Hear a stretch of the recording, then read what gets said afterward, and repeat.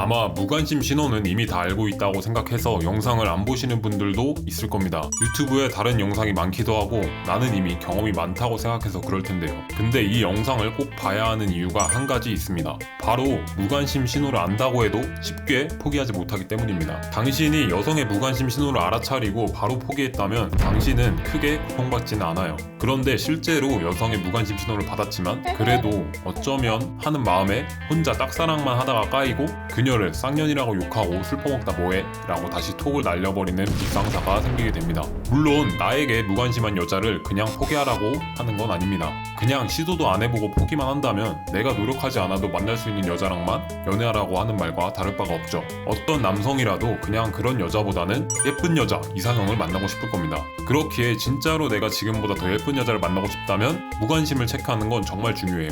왜냐하면 영상 하나 봤다고 스킬 하나 알게 됐다고 무관심한 여자의 마음이 확 바뀌지 않습니다. 올바른 방법을 배우고 그에 맞게 어느 정도 나에게 호감이 있는 여성부터 유혹해보세요. 이런 경험들을 충분히 하면서 당신을 점점 발전시키는 겁니다. 그렇게 결국 무관심했던 여자조차도 나에게 관심이 생기도록 해야 하는 것이지 지금 당장 여자가 관심도 없는데 어떻게 해보려고 하는 건 욕심이고 굉장한 시간 낭비입니다. 남자들 중에 이렇게 3년이고 5년이고 짝사랑만 하면서 시간 흘려보내는 경우 많죠. 이렇게 남들 연애하고 추억 쌓고 매력 발전할 때 나만 가만히 있으면 오히려 나에게 관심 없는 그녀와 이어질 확률은 훨씬 줄어드는 겁니다. 자, 이제 당신이 여성의 무관심 신호를 왜 알아야 하는지 이해하셨나요? 그럼 여성이 나에게 관심이 없을 때 신호 3가지를 알아보겠습니다. 이 영상은 경험 없는 사람이 만든 영상이 아닙니다. 누적 수강생 3,000명 이상, 누적 후기 400개 이상, 성욕 없던 여자도 3번씩 하고 싶게 만들었습니다. 소중히 사이즈 크게 만들어주고 강직도를 단단하게 만들어주었습니다. 조루로 고통받는 남성들도 조루 탈출을 시켜드리고 있습니다.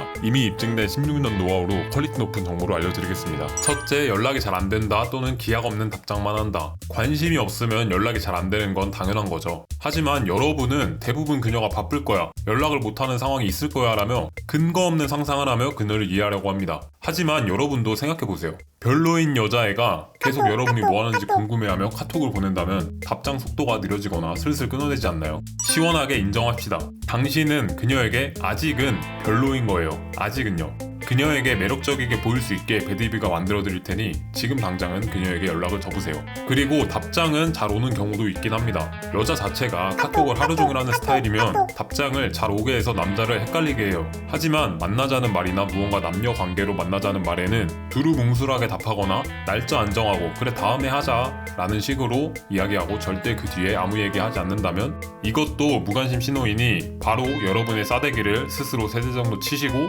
그녀의 전용 심심이 상태에서 벗어나시기 바랍니다. 둘째, 만남을 거부하거나 1대1 술자리를 갖지 않는다. 일단 당신이 그녀에게 이성적인 호감을 갖고 있는 것이 티가 났을 때 여자는 관심이 없으면 만남을 거부하게 됩니다. 그리고 1대1 만남을 가지려고 하지 않아요. 하지만 단순히 이거로만 판단하기는 어려운 부분이 있습니다. 남자는 대부분 상대방을 여자로 보지 않으면 1대1 만남을 하지 않지만 여자는 필요에 의해서 1대1 지인으로 지내려는 욕망은 있기 때문입니다. 즉 당신이 흑심을 품었다는 게 티가 나지 않았다면 그녀 입장에서는 밥 잘 사주는 오빠, 내가 문제 생겼을 때 도움을 줄 수 있는 오빠 등의 필요성에 의한 포지션으로 당신과 만나려고는 할 수 있어요. 이때는 1대1 술자리 위주로 보는 게 좋습니다.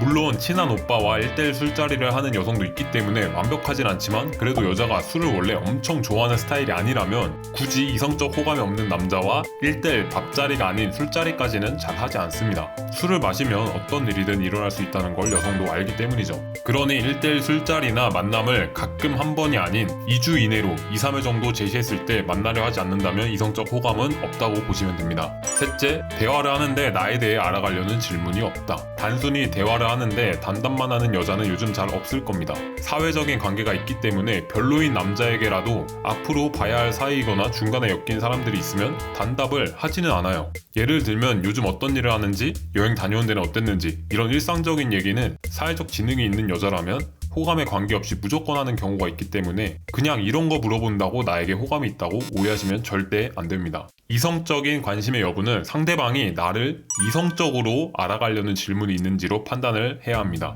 최근 연애는 하고 있는지, 어떤 스타일 좋아하는지, 어떤 취향인지, 어디 가는 거 좋아하는지, 어떤 음식 먹는 거 좋아하는지, 연애하면 데이트 스타일은 어떤 스타일인지. 좀 더 간단하게 한 번 더 정리하면 여자가 남자와 남녀 관계로 발전하면서 함께 할 수 있을지도 모를 만한 것들 것들에 대해 묻는 질문이 없다면 큰 이성적 호감은 없다고 판단하시면 됩니다. 크게 이렇게 3가지 무관심 신호를 알아봤는데요.